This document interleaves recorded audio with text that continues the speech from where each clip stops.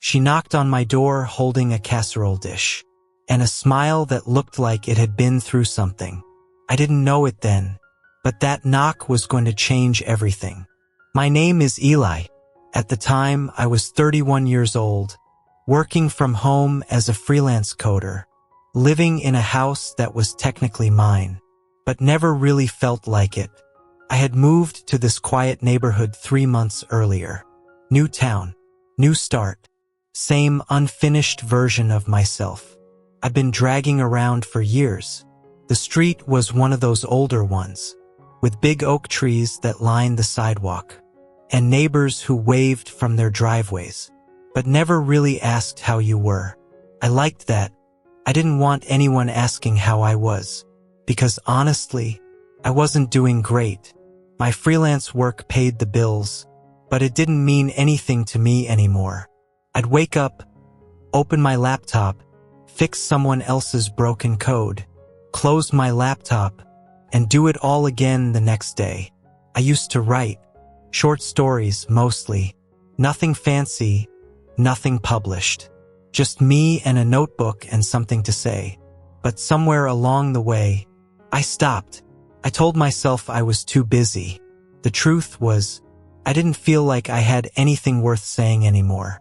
So there I was, quiet house, quiet life, quiet everything. And then one Saturday afternoon, she knocked on my door. Lena, my neighbor from next door. I had seen her before, obviously. You notice your neighbors, especially when they're the kind of person who's hard not to notice, not in a loud way, not in a way that announces itself, more like the way you notice something that doesn't quite fit the ordinary. She was a few years older than me, maybe mid-30s. She had this auburn hair that fell loose around her shoulders, and a way of carrying herself that said she had been through something. But she wasn't going to make it your problem.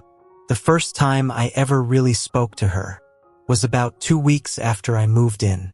She was in her front yard planting something, and I was dragging trash cans to the curb, and she looked up and said, "You're the new one," not in a rude way, just factual. I said, "Yeah, just moved in." She said, "The Harrisons lived there for 20 years. I said, "I know. The realtor mentioned that." She said, "They had a dog named Biscuit. Huge thing. Very loud." I said, "I don't have a dog." She smiled a little. "Good," she said. "Very loud." And then she went back to planting. That was it. That was the whole conversation. But something about it stuck with me. The way she was direct without being cold. The way she smiled at her own joke, like she wasn't sure she was allowed to find things funny yet. I didn't know then that she was recently divorced. I didn't know then what she'd been through. I just thought she seemed like someone who had learned to be careful with herself. Over the next few weeks, we'd exchange small conversations over the fence. Weather, the neighbor down the street who mowed his lawn at 7 a.m., whether the pizza place on the corner was actually good, or just good because there was nothing else. It was nothing. It was easy, and I didn't think too much about it, until that Saturday afternoon, when she knocked on my door, with a casserole dish in her hands, and that careful smile. "I made too much," she said. "It'll just go to waste if I keep it." I looked at the dish, then back at her. "What is it?" I asked. She said, "Chicken and rice. It's not complicated. I just made too much of it." I stepped back and held the door open. "You want to come in?" I said. I don't know why I said that. I wasn't planning to. She hesitated for just a second. Then she stepped inside. We ended up sitting on my porch for over an hour. The afternoon light was doing that thing, where it turns everything golden before it fades, and the oak trees were moving just enough to make a soft sound above us. She told me she worked as a landscape designer. I told her I fixed bugs in code for people I'd never actually met in person. She laughed at that, not a polite laugh, a real one. So you solve problems, she said, for people you'll never see face to face. Yeah, I said, pretty much. And do they ever say thank you? I thought about it. Sometimes.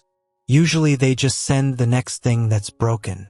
She nodded like that made perfect sense. Sounds like landscaping, she said. You finish one yard and then it grows back. And someone always wants something different next season. I smiled.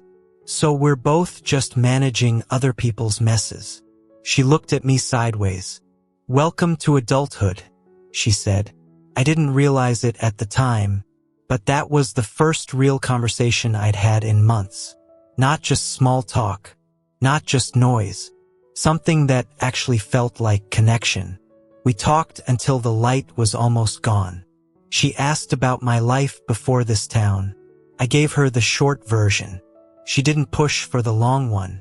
I appreciated that. At some point she shifted in her chair and winced. I noticed but didn't say anything. A few minutes later, she shifted again. You okay? I asked. She waved it off. My back, she said. It's been bad this week. I've been hauling planters at a job site. Big ceramic ones. Heavier than they look. Have you seen anyone about it? She shook her head. It's just a knot, right between my shoulder and my neck. It won't let go. I should have just nodded and moved on. I should have said something like, hope it gets better, and changed the subject. But instead I heard myself say, I can try to help if you want. I'm not a professional or anything, but I know what I'm doing. She turned and looked at me, not suspicious exactly, more like she was calculating something. It's fine, she said. You don't have to. I know I don't have to, I said. I'm offering. There was a pause, the kind where the evening holds its breath. Then she nodded. Okay, she said quietly, just for a minute. And that was my first mistake. Not because anything bad happened, but because from that moment on, nothing stayed simple. I brought a chair in from the kitchen, set it in the middle of the living room, and she sat down slowly, like she was being careful with herself. She tucked her auburn hair over one shoulder, and the lamplight caught it. In a way I tried not to notice. She said, right between my neck and my shoulder, there's a spot that won't release. Light pressure first. I nodded. I placed my hands on her shoulders, and I felt it immediately. The muscle was locked, tight like a fist that had been clenched for too long. I started slow, small circles, careful pressure, the way I had seen it done, hoping I looked like I knew what I was doing. For a few seconds, neither of us said anything.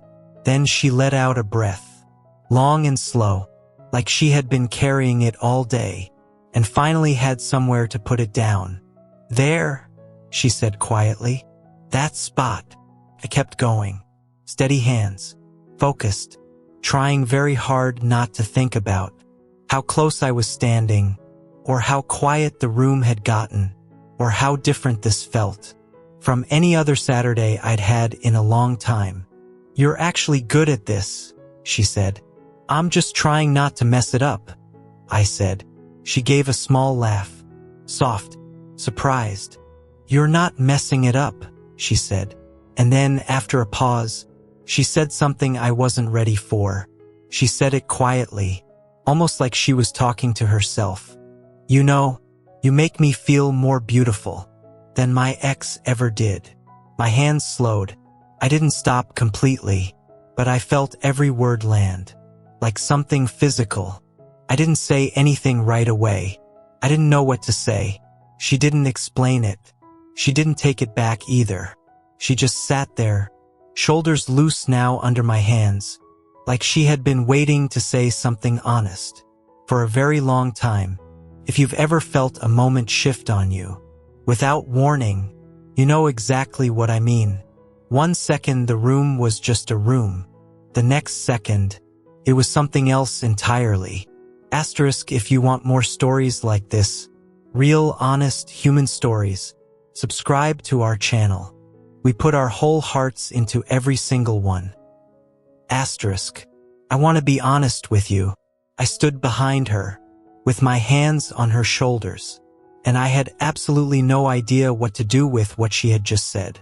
Part of me wanted to pretend I hadn't heard it, act like it was nothing, change the subject, talk about the weather, talk about anything, but it wasn't nothing, and we both knew it.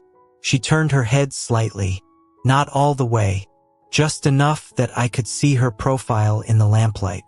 I didn't mean to make it weird, she said. Her voice was calm, steady, like she was deciding in real time whether to be embarrassed or not. You didn't, I said, which wasn't completely true. She faced forward again. It just came out. I've been thinking a lot lately. Old stuff. I'm sorry. Don't apologize for it, I said. There was a pause. The room was quiet except for the sound of the wind outside, moving through the oak trees. Then she said, he used to hold me like I was something he owned. Even when he was being kind, came with conditions. Like every nice thing had a price tag. I'd have to pay later. I kept my hands moving, but slower now, less like a task, more like I was listening with my whole body. What you just did, she said, was so simple. You just helped. No agenda. No price tag. Just help. My chest went tight. You shouldn't have to explain why that means something, I said. It should just be normal. She was quiet for a moment. Yeah, she said. It should. I didn't push further. I didn't ask for the full story. I could tell she was giving me what she could right now. And that was enough. We stayed like that for another few minutes. Quiet. Comfortable in a way that felt strange. Because it shouldn't have been comfortable at all. Then her phone buzzed on the counter. She glanced over at it. And something in her face changed. Not scared. Not upset. But guarded. Like a door closing very quietly. It's my brother Jamie, she said. Is something wrong? I asked. No, she said. She read the message twice. He's coming to visit. He's driving down tomorrow. She said it simply, but I felt the weight behind it. He worries about me, she said. Since the divorce, he checks in. A lot. I stepped back, let my hands drop. Is that a bad thing? I asked. She set the phone face down on the counter. It's a loving thing, she said carefully. It's just, he has opinions about what I should be doing, about who I should be around. She looked at me then, not long, but long enough. He means well, she said. And then, I should go. She stood, rolled her shoulders slowly, testing the movement. Her face softened with relief. That's so much better, she said. Genuinely. Thank you. Anytime, I said. The word came out too easily, like I meant it, because I did. She picked up her jacket from the back of the chair, and I walked her to the door. On the porch, she paused. The evening had gone full dark now, and the street was lit in that orange-yellow glow. From the lamps above, she turned and looked at me. Eli, she said. Yeah. Tonight mattered to me. I held her gaze. It mattered to me too, I said. She nodded once. Then she walked back down my porch steps, across the 2 driveways, and disappeared through her front door. I stood there for a second.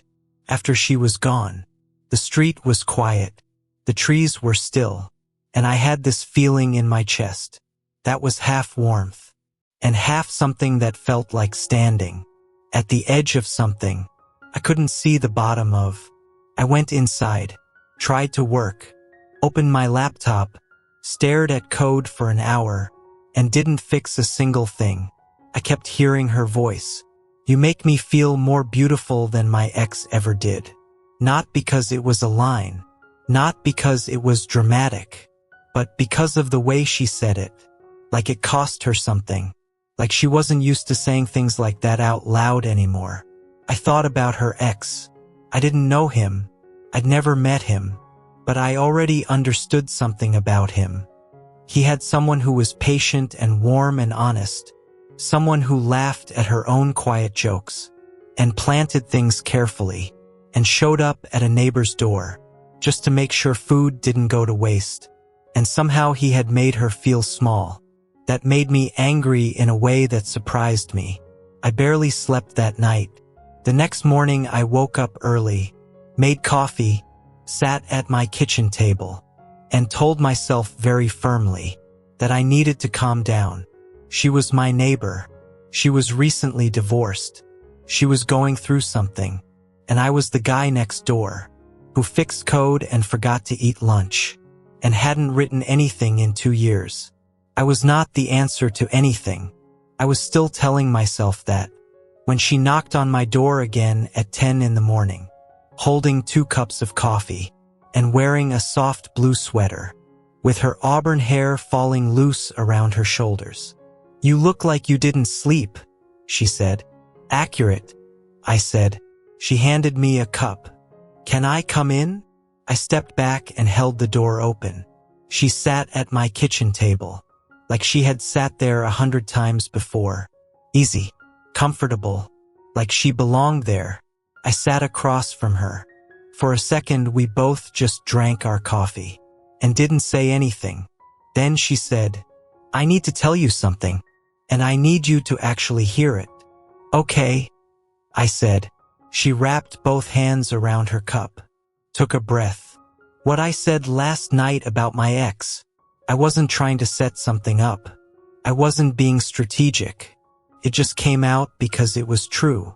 And I want you to know the context, because I think you deserve to understand what you're walking into." I didn't say anything. I just waited. She looked at the table for a moment, then back at me. His name was Trevor. We were married for 6 years.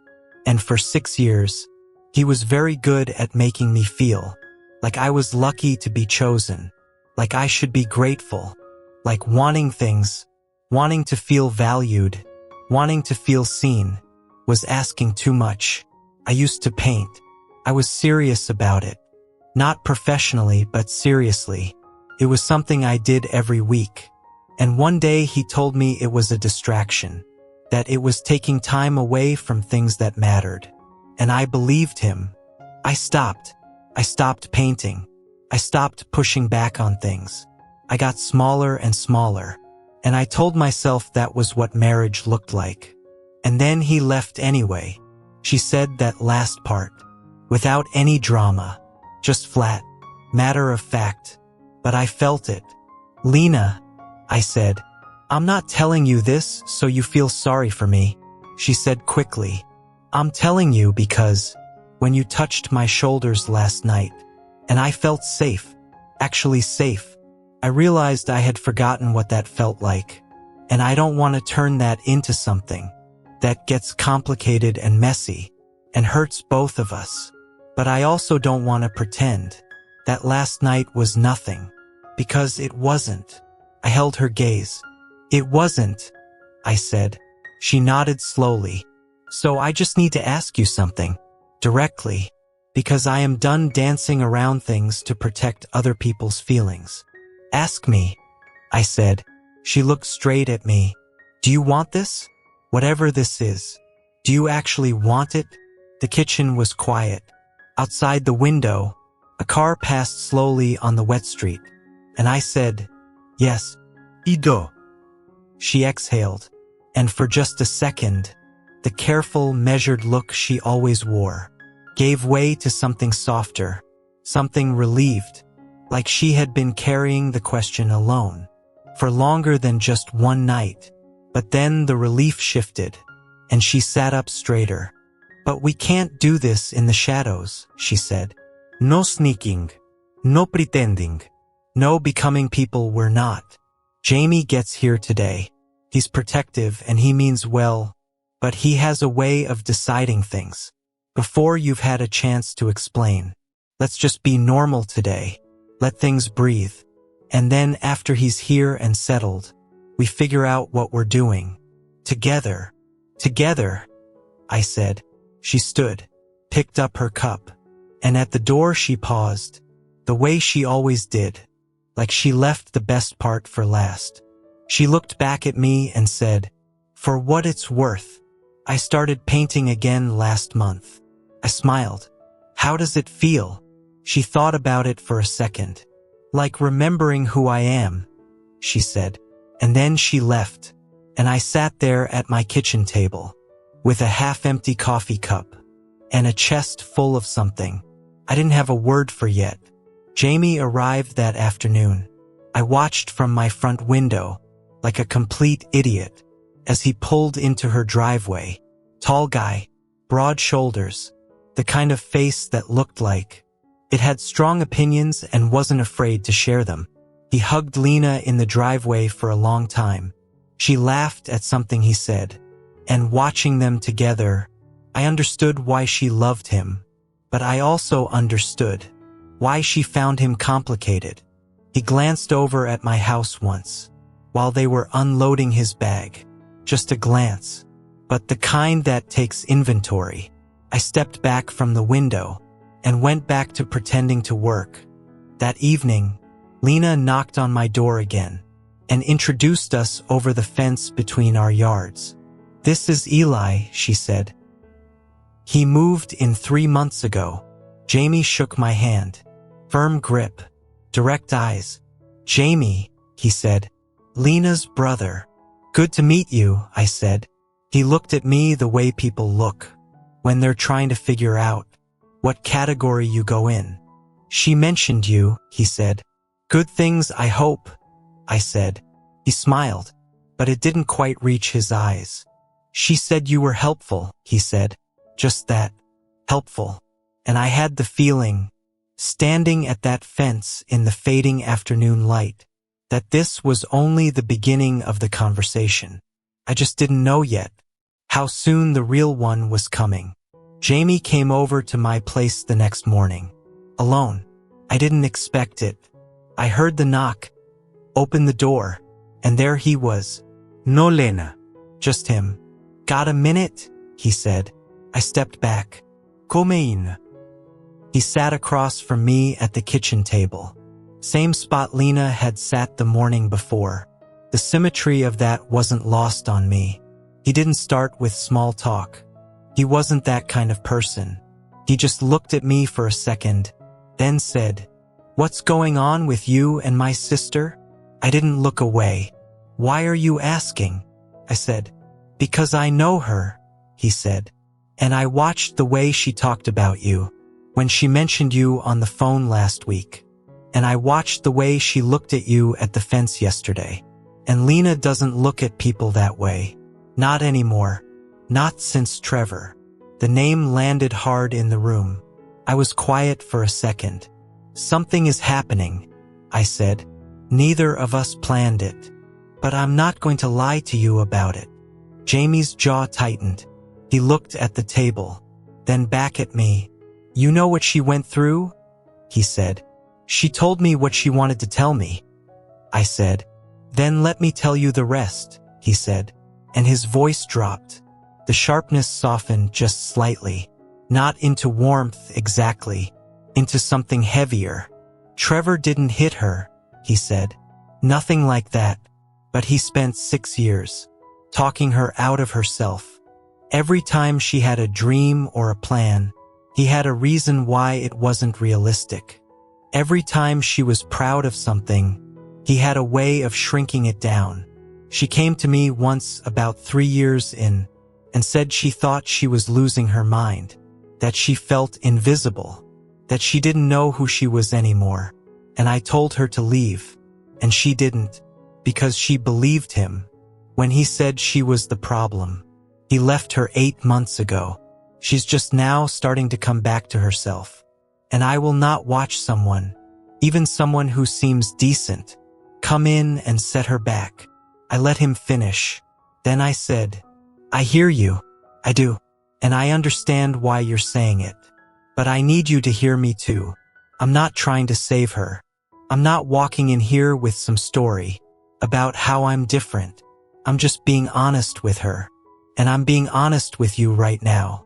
She told me about Trevor. She told me what it felt like. And every time she said it, I could see her measuring whether it was okay to take up space in the conversation. I'm not going to make her feel like that. That's not a promise I'm making to win you over. It's just who I am. Jamie stared at me for a long moment. The kitchen was very quiet. Finally, he said, "If you hurt her." "I know," I said. He held my gaze. Then he nodded. Once. Slow. "I'm not giving you a blessing," he said. "I'm just not standing in the way. For now." "That's fair," I said. He stood up, pushed the chair back, and at the door he stopped, the same way Lena always did. "She started painting again," he said quietly, like he was sharing something sacred. "First time in years." "I know," I said. "She told me." Something passed over his face then. Not anger, something closer to hope. He nodded again and left. I sat at the table for a long time after that. I don't know how to fully explain what that conversation did to me. It wasn't just that I understood Lena better now. It was that I understood what I was holding. This wasn't a simple thing. This wasn't two neighbors who happened to like each other. This was a woman who had been carefully, quietly dismantled by someone who was supposed to love her, and she was only now, slowly, piece by piece, putting herself back together. And I had walked into the middle of that. I should have been scared. Part of me was, but the bigger part of me felt something steady, something that didn't flinch.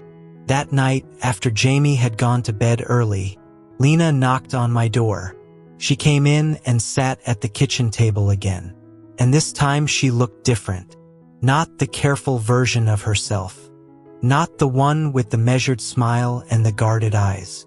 She looked tired, and honest, and real. "He talked to you," she said. It wasn't a question. "He did," I said. She folded her hands on the table. "I'm not apologizing for him. He loves me. He's just afraid for me." "I know," I said. "And for what it's worth, I don't think less of him for it. He should be protective. You deserve someone being protective." She looked at me for a second. "What did you say to him?" she asked. "The truth," I said. "That I'm not trying to rescue you. That I'm not walking in with a plan. That I just want to be honest with you and see where that goes." She was quiet. "He's not wrong to be cautious," she said. "I made bad choices before. I ignored things I shouldn't have ignored. I trusted someone who used that trust like a tool." She looked at the table, then back at me. "The hardest part of coming out of that isn't the anger," she said. "The anger is actually easy. The hardest part is learning to trust your own instincts again, because he broke those. He convinced me that my gut feeling was just anxiety, that my discomfort was the problem, that I was reading things wrong every time I read them right. And now every time I feel something good, there's this voice in the back of my head that says, 'Don't. You'll be wrong again.'" I let that sit in the room. Then I said, "What does your gut tell you right now?" She looked at me. A long pause. "That this is real," she said. "That you're not performing. That you actually mean what you say." "I do," I said. "I know," she said. "That's the part that scares me most." I leaned forward slightly. "Because you're not used to it?" She gave a small, sad smile. "Because I want it so much that I'm terrified of what it would feel like if it went wrong." I reached across the table, slowly, and I placed my hand on top of hers. She looked down at our hands. She didn't pull away. "It might go wrong," I said. "I can't promise you it won't. I can't promise you I'm perfect, or that I'll never say the wrong thing, or that this will all be easy. But I can promise you this. I will never make you feel small. I will never make you feel like a problem to be managed. I will never use your trust against you. That I can promise." She turned her hand over, so her fingers wrapped around mine. Her grip was warm and steady. "Okay," she said softly, but then her face shifted. Something complicated moved across her eyes. "There's something else," she said. I waited. She pulled her hand back slowly, wrapped it around her coffee cup instead. "Trevor called me last week," she said. The room went still. "He said he wanted to talk, that he'd been thinking, that he missed how things were." I kept my face steady. "What did you say?" "I didn't answer," she said. "I let it go to voicemail, but I've listened to it 4 times. I looked at her. "Why?" She exhaled. "Because some part of me is still trained to respond to his voice, still looks for the warmth in it. And every time I listen to it, I have to remind myself of how small I felt, of how invisible I became. I'm not going back to him. I need to be absolutely clear about that. I am not going back. But I wanted to tell you, because I said no secrets, and that felt like the kind of thing you should know." I held her gaze. "Thank you for telling me," I said. "You're not going to ask me to delete it?" She said. "No," I said. "You get to handle your own life. I'm not going to tell you what to do with a voicemail." She looked at me for a long moment. Then she said quietly, "He would have told me to delete it. Then he would have been cold to me for a week. For even listening to it." I said nothing. She shook her head slightly. "Do you understand how many years I spent in that? How completely normal that felt? I used to plan what I said to him in advance. I used to rehearse things. I used to think about whether something was worth the 3 days of silence it would cost me." Her voice was steady, but her eyes were bright. "You don't have to explain yourself to me," I said. "Not tonight. Not ever." She took a breath, steadied herself. "I think what scares me most about this," she said, gesturing between the two of us, "is that it feels easy, and nothing good has felt easy for me in so long, that I keep waiting for the catch. I keep waiting for the moment where you show me the price tag." I looked at her.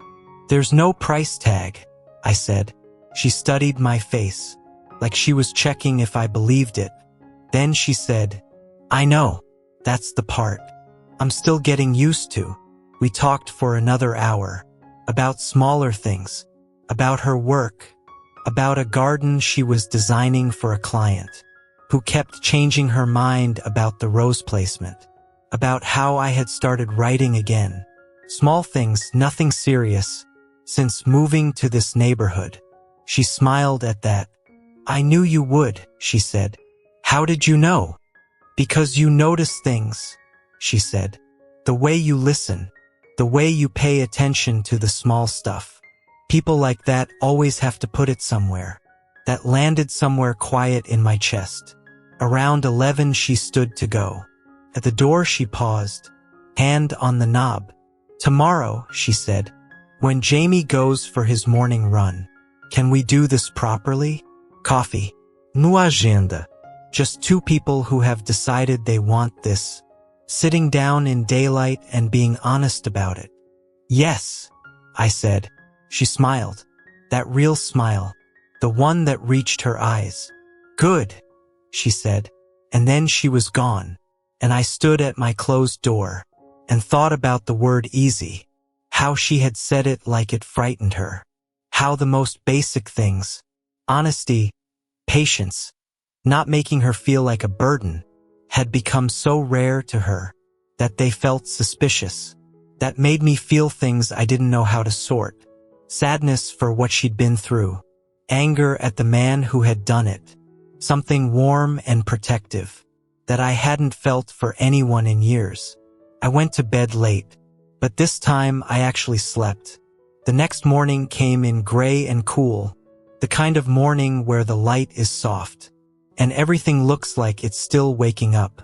I was already in the kitchen when I heard the front door open next door, and Jamie's footsteps on the porch as he left for his run.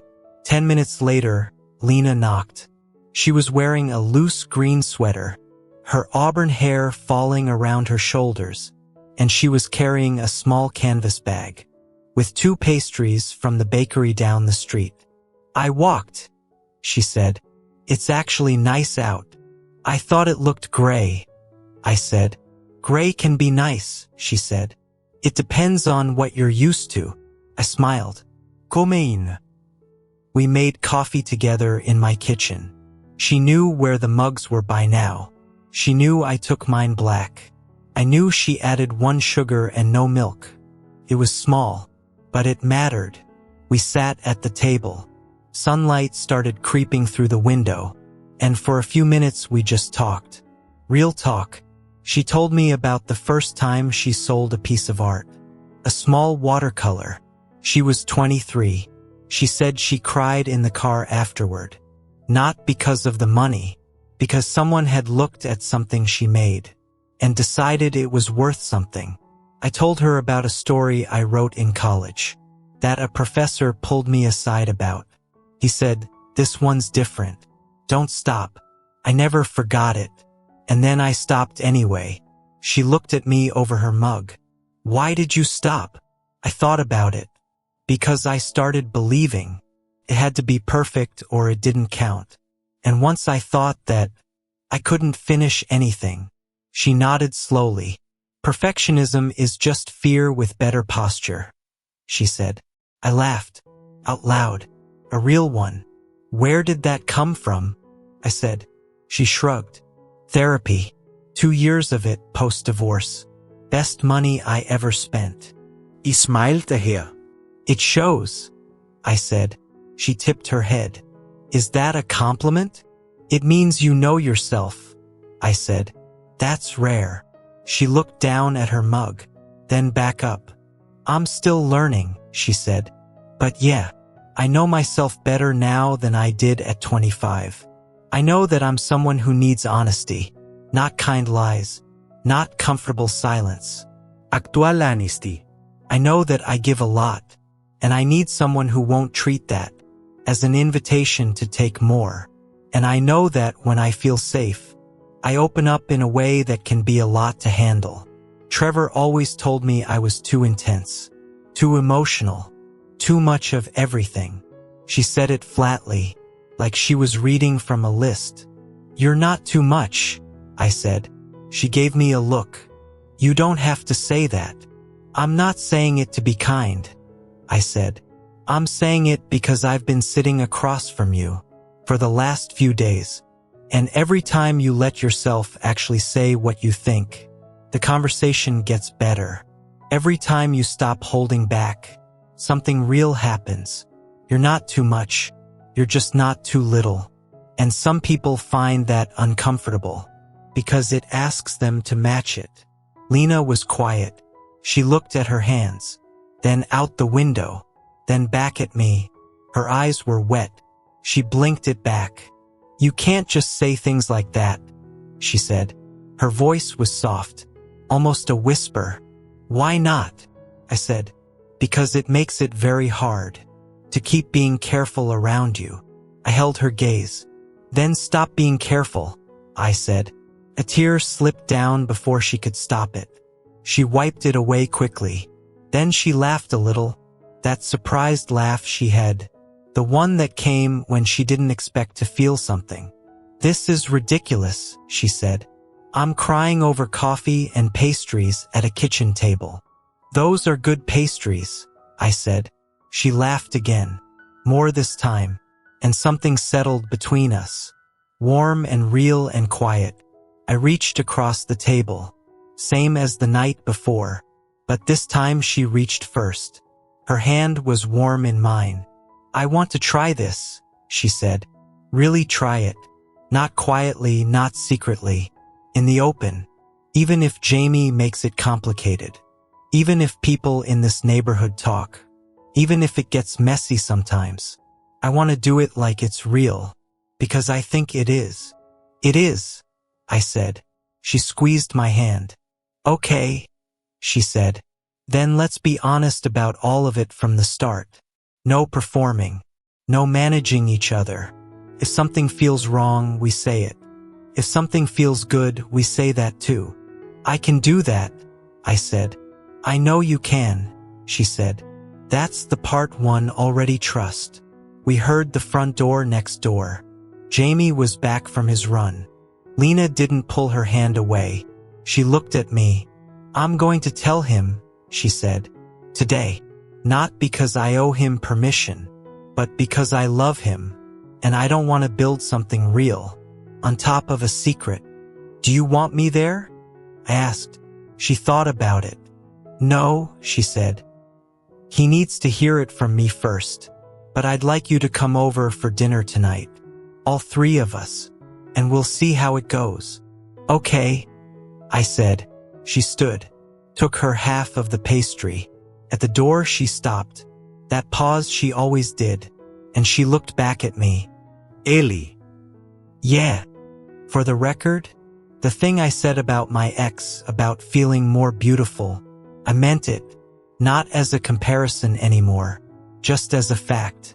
You make me feel like I'm worth looking at, not in a surface way, in the way that matters. I stood up. You were always worth looking at, I said. He just looked at the wrong things. She held that for a second. Then she walked out into the gray morning, and across the 2 driveways, and through her front door. I stood at my kitchen window, and watched her go, and I thought about the word worth, how she had spent 6 years, being told the answer to that question was small, and how it only took a few real conversations to remember that it wasn't. Dinner that night was not easy. I won't pretend it was. I walked over at 7. Jamie opened the door. He looked at me in a way that told me Lena had already told him. He let me in without a word. The table was set. Lena was in the kitchen.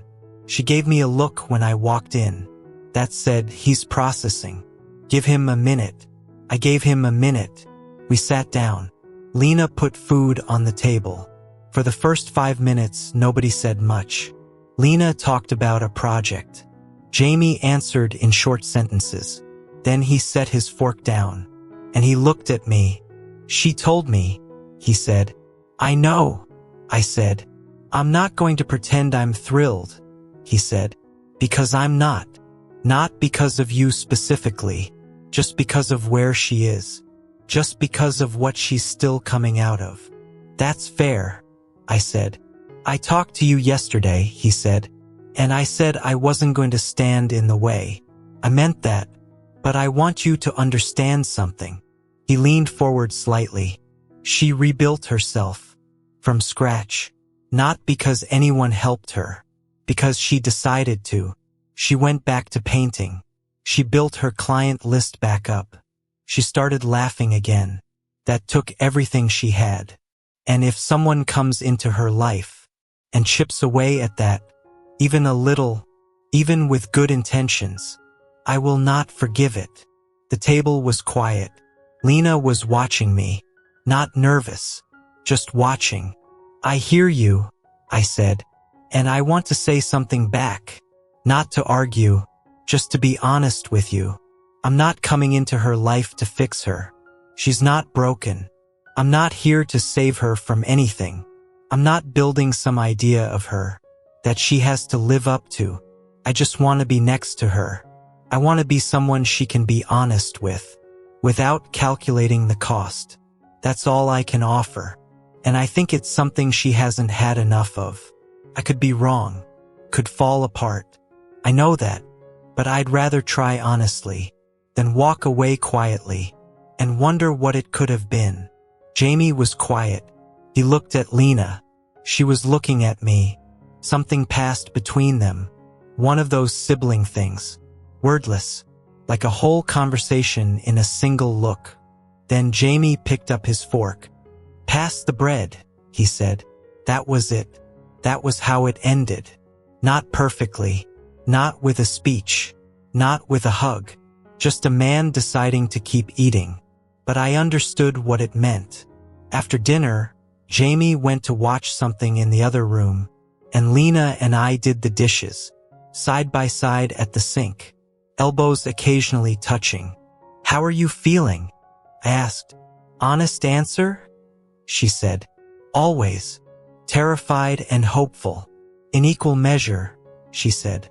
"Which apparently means I'm doing this right." I smiled. "Apparently." She handed me a bowl to dry. "He'll come around," she said. "Not right away, but he will." "I know," I said. "I'm not asking him to be happy about it today. I'm just glad he didn't throw me out." She laughed softly. "He thought about it." "I could tell," I said. She looked at me sideways. "Thank you for being honest with him. Both times. Most people would have tried to charm him. You just told him the truth." "It's easier," I said. "Charm runs out. The truth just stays." She was quiet for a moment. Then she said, "I called Trevor back today. Before dinner." I looked at her. I told him I wished him well. I told him I wasn't interested in talking. And I told him not to call again. And then I deleted the voicemail. She handed me a glass. "Not for you," she said. "For me. Because I didn't want it in my phone anymore. I don't want to keep something that makes me doubt myself. I've had enough of that." "Good," I said. "Yeah," she said. It felt good. We finished the dishes, said goodnight to Jamie, who looked at me from the couch, and gave me a nod. That felt like the beginning of something. Lena walked me to the door. On the porch, we stood in the cool night air.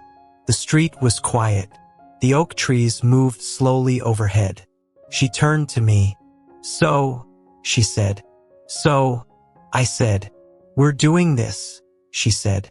"We're doing this," I said. She reached up and took my face in her hands, gentle, like she was holding something she didn't want to drop. She looked at me for a long moment. Then she leaned in and pressed her lips to mine. Soft, careful, real. Not a movie moment, not a scene. Just two people on a porch, choosing each other, without all the noise. When she pulled back, she was smiling. Not the careful smile, not the measured one, the real one. Eyes and everything. "Go home," she said softly, before Jamie looks out the window. I laughed. "Good night, Lena." "Good night, Eli." I walked back across the two driveways, and up my porch steps, and through my front door. Inside, the house felt different, warmer somehow. I sat at my kitchen table, and opened my laptop, and for the first time in 2 years, I started writing something, not because I had to, but because I had something to say. About a woman who knocked on her neighbor's door with a casserole dish. About a conversation that started as nothing and became everything. About what it feels like when someone who has been made to feel small decides she is done being small. Months passed. Jamie came back at Christmas.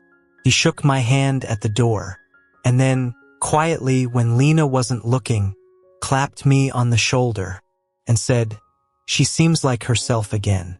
I said, "She always was." He smiled at that, the real kind. On New Year's Eve, Lena hung one of her paintings in my living room. It was the one she had done the week we first talked. Dark trees and a thin line of orange sky. I asked her why that one. She said, "Because I painted it the night you moved in." I didn't know it then, but I was painting towards something. I looked at the painting for a long time. Then I looked at her. "Thank you," I said, "for knocking on my door." She leaned into my side. "Thank you," she said, "for opening it." And outside the street was quiet. The oak trees moved in the winter wind. And somewhere in the neighborhood, a new year was starting. And for the first time in longer than I could remember, I felt like I was exactly where I was supposed to be.